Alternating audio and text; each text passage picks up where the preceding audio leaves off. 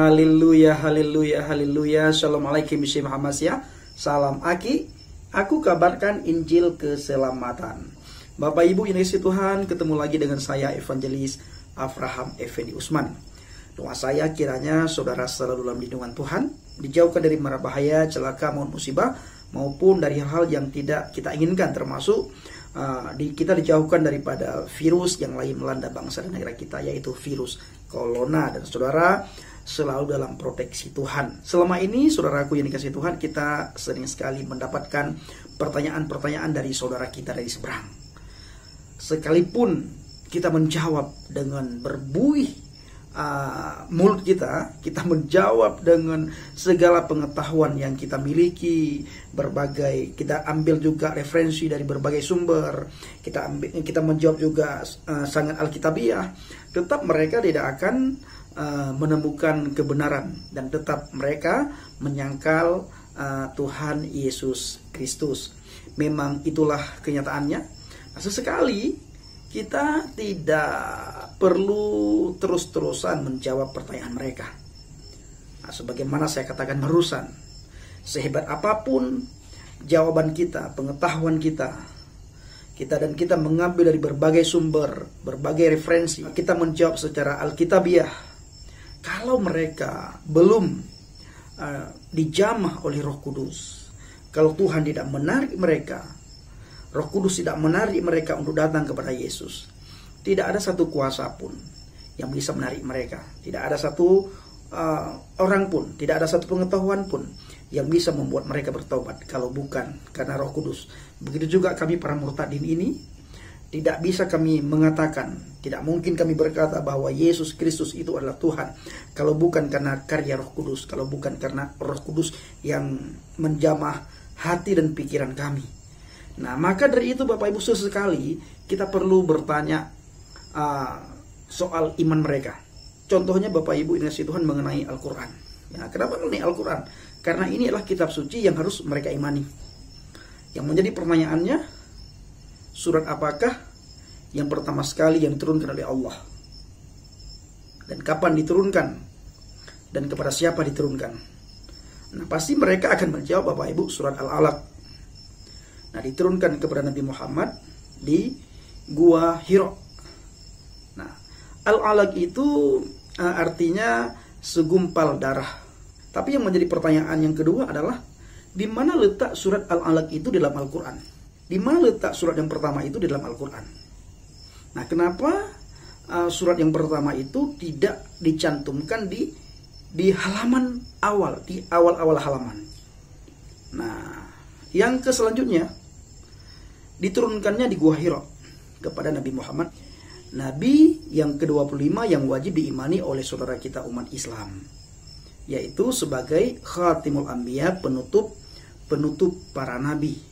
Surat Al-Alaq itu ketika diturunkan oleh Allah melalui malaikat Jibril, dan malaikat Jibril datang kepada Nabi Muhammad di Gua Hiro, lalu malaikat Jibril berkata kepada Nabi Muhammad, Iqra. Nah, artinya bacalah. Tiga kali Jibril menanyakan hal yang sama kepada Nabi Muhammad, tetapi Nabi Muhammad menjawab, aku tidak bisa membaca dan aku tidak bisa menulis. Nah, ada sebuah kisah, karena 3 kali berturut-turut malaikat Jibril menanyakan hal yang sama kepada Nabi Muhammad dan Nabi Muhammad tidak menjawab, lalu malaikat Jibril mencekik Nabi Muhammad. Ada sebagian pendapat lagi itu bukan dicekik, tapi dipeluk erat sekali. Nabi Muhammad berkata, aku tidak bisa membaca dan tidak bisa menulis. Setelah dicekik dan mengalami pelukan, ya, kalau memang bukan itu dicekik tetapi dipeluk dengan erat sekali, baru Nabi Muhammad bisa membaca. Yang menjadi pertanyaannya adalah, apa sih yang disodorkan oleh malaikat Jibril kepada Nabi Muhammad sehingga Nabi Muhammad menjawab, saya tidak bisa membaca dan saya tidak bisa menulis. Nah, apakah yang disodorkan oleh malaikat Jibril pada waktu itu adalah Alkitab, kitab Zabur, kitab Taurat, kitab Injil? Nah, kenapa saya menanyakan yang disodorkan oleh malaikat Jibril itu adalah Alkitab? Karena Al-Quran pada waktu itu belum tertulis, baru pertama sekali diturunkan. Ini adalah satu perintah. di mana malaikat Jibril memerintahkan kepada Nabi Muhammad, ya wahai Muhammad, Iqra, bacalah. Nah, ini adalah satu perintah. Nah, yang menjadi pertanyaannya, apa sih yang disodorkan oleh malaikat Jibril sehingga Nabi Muhammad tidak bisa membaca dan tidak bisa menulis?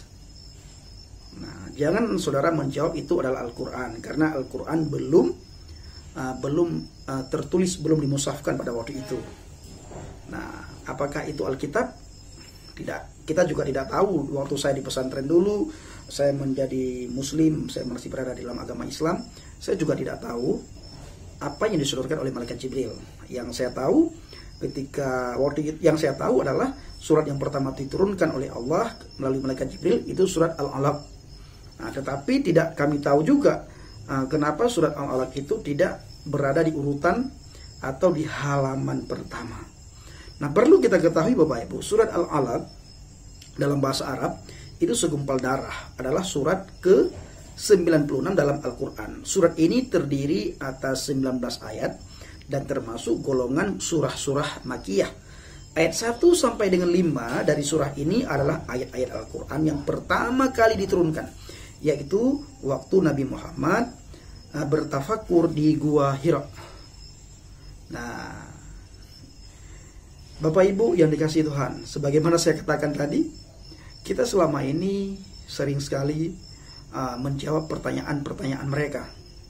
Sehebat apapun jawaban kita, selama Roh Kudus tidak ikut campur, selama Roh Kudus tidak menjamah mereka, mereka tidak akan percaya kepada Yesus dan selalu mereka menyangkal Yesus. Nah, maka mulai sekarang ayo, tidak perlu banyak-banyak kita menjawab pertanyaan mereka. Sesekali boleh dong kita bertanya kepada mereka, dan kita meminta juga supaya mereka menjawab pertanyaan kita. Terima kasih. Kiranya video singkat ini menjadi pencerahan kepada kita semuanya dan menjadi berkat bagi saudara yang menonton channel ini. Bila saudara diberkati, silahkan bagikan video ini sehingga banyak orang tercerahkan. Shalom alaikum bishim hamasyah. Salam Aki. Aku kabarkan Injil keselamatan. Bapak Yahweh, bishim Adonai Yeshua Hamasyah Ruach Kudus memberkati kita semua. Haleluya. Amin.